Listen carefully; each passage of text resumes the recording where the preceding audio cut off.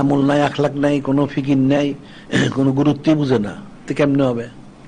উচিত ছিল বুঝে তারপর সেই হিসেবে আমল করুক, এই সাইদ সুদিল্লাহ পালন করুক, সুন্নত মাওলা ইত্তেবা করুক, ইলম অর্জন করুক, ইস্তেকামত থাকুক, বিশুদ্ধ আকীদা করুক, জিকির আজকার করে আকীদা শুদ্ধ করুক, তখন সে চাই ঈমান হবে, আমলে সলে হবে, তখন তার জন্য খেলাফতের ব্যবস্থা হবে।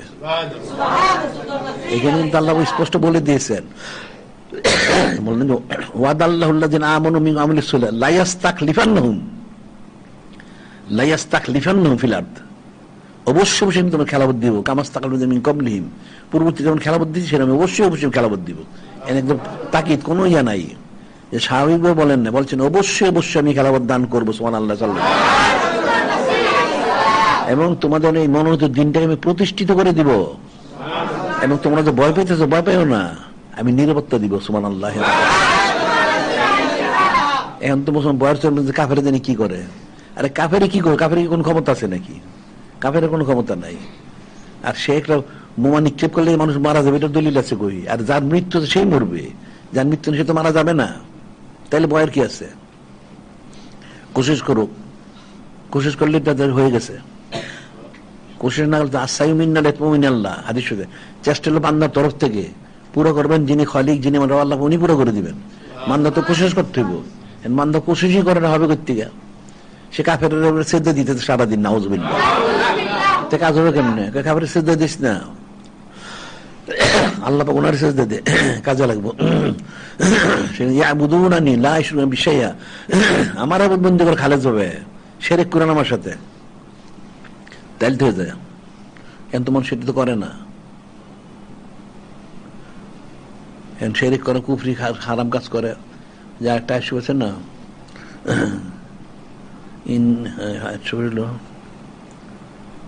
আল্লাযিনা লা ইয়ালবাসু ঈমানাহুম বিযুলমিন, লা ইয়ালবাসু ঈমানাহুম বিযুলমিন উলাইকা লাহুমুল আমনু ওয়াল মুহতাদুন।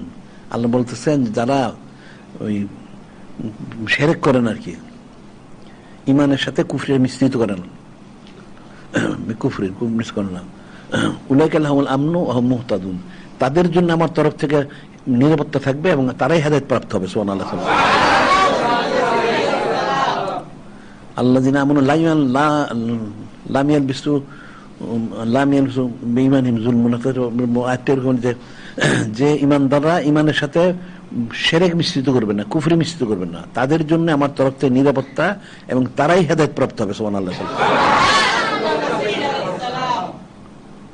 এখন তো মুসলমান সেই এই জিনিসটাই বুঝে নাই, ঈমানের সাথে কুফরিকে মিশ্রিত করতে সারাদিন, এই যে মূর্তি পূজা করে, মন্দির পাহারা দেয়, হারাম কাজের মধ্যে সব একাকার।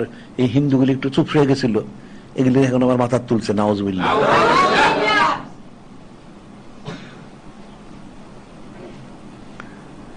এখন মুসলমানের আকীদা শুদ্ধ করতে হবে, ঈমানটা শুদ্ধ করতে হবে, আকীদা শুদ্ধ করতে হবে, আর আমলগুলি সুন্নত মাওরুদ করতে হবে, তখন তার জন্য কামি, এছাড়া কোনো কামিবি নাই। আর এই যে সাইয়্যিদ সুদিল্লাহ শব্দ জারি করে, ইচ্ছক অনিচ্ছক নূরে মুজাসসাম হাবিবুল্লাহ হুজুর স্মরণটা হবে। আর মিলাদ শরীফ সব জারি করে, যে হাদিস শরীফে রয়ে গেল হযরত আবু দারদার জন্য হাদিস শরীফটা, যে নূরে মুজাসসাম হাবিবুল্লাহ আমের আনসারীদের বাড়িতে গেলেন, দেখলেন ওনারা এই মিলাদ শরীফ পাঠ করতেছেন, নূরে মুজাসসাম সানাসুর করতেছেন, হাজালিয়াম হাজারি মুমদিন এটি হয়েছে। তখন নূরে মুজাসসাম হাবিবুল্লাহ হুজুর বললেন, ইন্নাল্লাহ ফাতালাকা আবওয়াবার রাহমা ওয়াল মালায়েকাতু কুল মিস্তাগফিরুন লাকা, নিশ্চয়ই আপনি যে এই কাজটা করতেছেন, এই মিলাদ শরীফ বা সাইয়্যিদ পালন করতেছেন, এই জন্য আল্লাহ পাক আপনার জন্য সমস্ত রহমতের দরজা খুলে দিয়েছেন। সুবহানাল্লাহ। ওয়াল মালায়েকাতু কুল্লুহুম ইস্তাগফিরুনা লাকা, সমস্ত ফেরেশতা আপনার জন্য মাগফিরাত কামনা করতেছেন। সুবহানাল্লাহ। বলে মান ফাআলা ফি'লাকা নাজাতাকা, যে আপনার মতো আমল করবে, ঠিক আপনি সাহাবীরা যেভাবে নাজাত পাবেন, ওনারাও সেভাবে নাজাত লাভ করবেন। সুবহানাল্লাহ। এখানে বুঝার বিষয় হচ্ছে যে নূরে মুজাসসাম হাবিবুল্লাহ হুজুর পাক সাল্লাল্লাহু আলাইহি ওয়াসাল্লাম সম্মানিত সেই পালন করবে, সানাসিবত করবে, এই যে মিলাদ শরীফ তাআল্লুক শরীফটা পাঠ করা, এটা সানাসিবতটা করা হয়, এটা করলে কি হবে, তার সমস্ত রহমতের দরজা খুলে যাবে। তো রহমতের দরজা খুলে যাওয়ার অর্থটা কি? তাহলে জহমতটা বন্ধ হয়ে যাবে। জমরটা বন্ধ হয়ে যাব, তাহলে তো সে কামি মিছিল করবে।